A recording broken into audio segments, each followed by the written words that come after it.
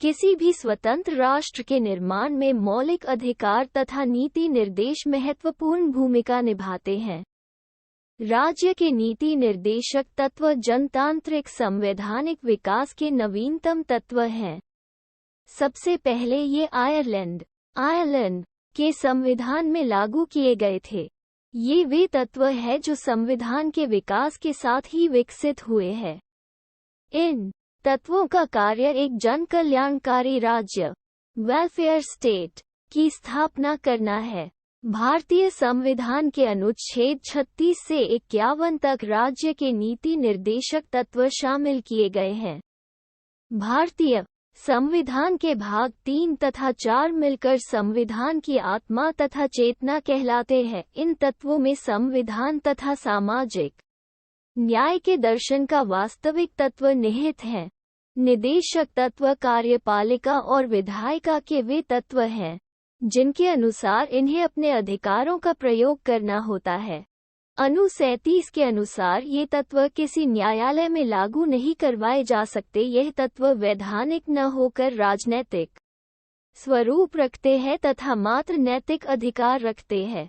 वे न तो कोई वैधानिक बाध्यता ही राज्य पे लागू करते हैं, न जनता हेतु अधिकार कर्तव्य। वे मात्र राज्य के लिए ऐसे सामान्य निर्देश है कि राज्य कुछ ऐसे कार्य करे जो राज्य की जनता के लिए लाभदायक हो। इन निर्देशों का पालन कार्यपालिका की नीति तथा विधायिका की विधियां से हो सकता है। इसमें अभी तक 4 बार संशोधन हो चुका है, 42, 44, 86 और 97। डीपीएसपी के कार्यान्वयन के लिए उठाए गए कदम: 1. पंचवर्षीय योजनाओं का आगाज। 2. कारखाना अधिनियम। 3. न्यूनतम मजदूरी अधिनियम। 4. विशाखा गाइडलाइन। 5. बैंकों का राष्ट्रीयकरण। 6. जमींदारी उन्मूलन भूमि सुधार कानून। 7. हदबंदी कानून। 8. निर्भया कोष। 9. पिंक बस लखनऊ से प्रयागराज। भारतीय संविधान के नीति निर्देशक तत्व, मौलिक अधिकार तथा नीति निर्देशक तत्व में भेद। 1. मौलिक अधिकार राज्य की नकारात्मक भूमिका का वर्णन करते हैं तथा राज्य को कुछ विशेष कृत्य करने से रोकते हैं। वहीं ये तत्व राज्य की सकारात्मक भूमिका दायित्व का वर्णन करते हैं तथा राज्य से अपेक्षा करते हैं कि वो जन कल्याण हेतु विशिष्ट प्रयास करें। 2. मौलिक अधिकार देश में राजनैतिक जनतंत्र स्थापित करते हैं। वही ये तत्व देश में सामाजिक आर्थिक जनतंत्र लाते हैं। 3. मौलिक अधिकार जनता को दिए जा चुके हैं। वही निर्देशक तत्व निर्देशात्मक है, जो नए अधिकारों की चर्चा तो करते हैं, वास्तव में देते कुछ नहीं है। 4.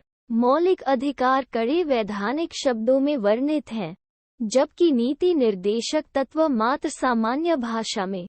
5. दोनों की न्यायालय में स्थिति पूर्णतः भिन्न है। सर्वाधिक महत्वपूर्ण निर्देशक तत्व 39B तथा स है। अनु 39B के अनुसार राज्य के संसाधन इस प्रकार प्रयोग हो कि उनका लाभ जनसंख्या के सभी भागों को प्राप्त हो। अनु 39 कुछ व्यक्तियों के हाथों में धन के केंद्रीयकरण को रोकता है।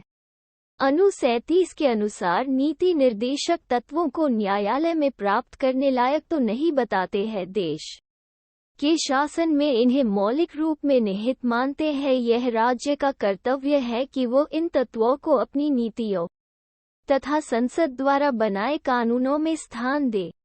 चंपरदुराई राजन वाद 1951 में सर्वोच्च न्यायालय ने यह निर्णय दिया था कि ये तत्व अनिवार्य रूप से मौलिक अधिकारों के अधीनस्थ है, उन पर प्रभुता नहीं रख सकते। दोनों में विवाद पैदा होने पर मौलिक अधिकार वरीयता पाएंगे। किंतु जब राज्य विधायिका ने जमींदारी उन्मूलन प्रारंभ किया ताकि अनु 39B के निर्देशक तत्वों को प्रभावी कर सके, तब सर्वोच्च न्यायालय ने इन तत्वों का महत्व समझा तथा कामेश्वर सिंह बनाम बिहार वाद 1952 से केरल शिक्षा बिल वाद 1957 तक सुप्रीम कोर्ट ने माना कि नीति निर्देशक तत्व मौलिक अधिकार पे प्रश्रय नहीं पा सकते, परंतु बाद में न्यायालय ने होमोनी सिद्धांत प्रतिपादित किया तथा सहयोगात्मक विकास का प्रयास किया तथा दोनों को उतना प्रभावी करने का प्रयास किया जितना सघन था। होमोनी सिद्धांत दोनों के मध्य कोई संघर्ष नहीं मानकर दोनों को एक दूसरे का पूरक मानता है। इस सिद्धांत के अनुसार यदि दो व्याख्याएं संभव है जो कि नीति निर्देशक तत्व को मौलिक अधिकार के साथ संतुलन स्थापित करे, वही दूसरी व्याख्या उनमें विवाद बताए तो न्यायालय को दूसरी व्याख्या पर प्रथम व्याख्या की वरीयता देनी चाहिए। यदि मात्र एक व्याख्या संभव हो और जो नीति अधिकारों में संघर्ष पैदा करे तो न्यायालय बाध्य है कि नीति निर्देशक तत्वों पर अधिकारों को वरीयता द प्रिवी पस उन्मूलन तथा बैंकिंग राष्ट्रीयकरण अधिनियम जो कि अनु 39 ब तथा स की पालना हेतु लाए गए थे को सर्वोच्च न्यायालय ने मौलिक अधिकारों का उल्लंघन करने के कारण अनु 14, 19, 31 असंवैधानिक घोषित कर दिया। संसद ने इसके प्रत्युत्तर में 25वां संशोधन 1971 पारित कर दिया तथा अनु 31 को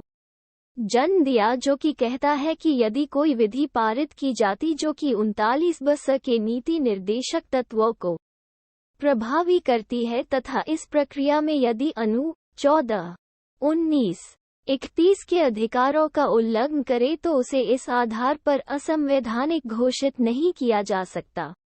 अनुच्छेद 31 के अनुसार कोई विधि जो अनु 39 ब स को प्रभावी करती है किसी भी न्यायालय में परीक्षित नहीं की जा सकेगी। केशवानंद भारती वाद में इस संशोधन को चुनौती दी गई। सर्वोच्च न्यायालय ने अनु 31 के प्रथम भाग को वैध मान लिया किंतु दूसरे भाग को इस आधार पर खारिज कर दिया क्योंकि वह न्यायपालिका की पुनरीक्षण शक्ति छीन लेती है जो कि संविधान के मूल ढांचे का अंग है। इस वाद के निर्णय से प्रीवी पस तथा बैंकिंग राष्ट्रीयकरण अधिनियम वैध हो गए। 42वां संविधान संशोधन अधिनियम 1976 31 को संशोधित करता है। इसमें कहा गया है कि संशोधित 31 के अनुरूप यदि राज्य कोई ऐसी विधि बनाए जो कि किसी भी नीति निदेशक तत्व को प्रभावी करे, इस आधार पर असंवैधानिक घोषित नहीं कर सकते कि वो अनु 14, 19, 31 का उल्लंघन करते। इसी तरह वो विधि न्यायालय में चुनौती प्राप्त नहीं कर सकती। इस संशोधन को मिनवा मिल बनाम भारत संघ वाद 1980 में चुनौती दी गई, जिसमें सुप्रीम कोर्ट ने अनुच्छेद 31 में किए गए नए संशोधन को गैर संवैधानिक घोषित कर दिया क्योंकि यह संविधान के भाग 3 तथा 4 के संतुलन को बिगाड़ देता था। 44वें संशोधन 1978 ने अनुच्छेद 31 का ही विलोपन कर दिया। वर्तमान स्थिति यह है कि दो निदेशन तत्व 39 ब स दो मौलिक अधिकारों 14, 19 पे वरीयता देकर लागू किए जा सकते हैं। नीति निर्देशक तत्वों का महत्व। संविधान सभा में भाग 4 के महत्व पर प्रश्न किया गया तथा कहा गया कि यह भाग ही व्यर्थ है क्योंकि ये तत्व कोई वैधानिकता नहीं रखते हैं। वास्तव में ये वे परीक्षण गुब्बारे हैं जो कि सत्ता में विद्यमान सरकार की क्षमता का परीक्षण करते हैं। कुछ विधियों की संवैधानिकता का परीक्षण नीति निर्देशक तत्वों को ध्यान में रखकर किया जा सकेगा। इनका शैक्षणिक महत्व है।